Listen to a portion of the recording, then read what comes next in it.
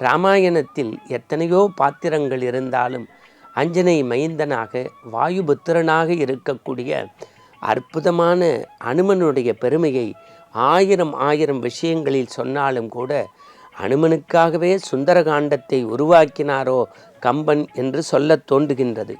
காரணம், சீதாமாவை அசோகவனத்தில் முதலில் பார்க்கின்றார்.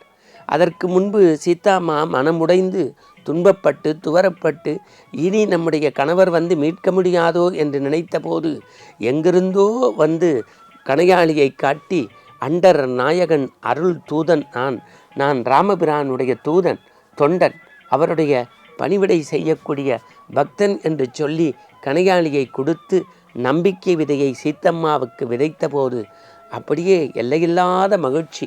அசோகவன பகுதி அல்லவா, அங்கும் இங்கும் பரிசு கொடுப்பதற்கு என்ன இருக்கும்?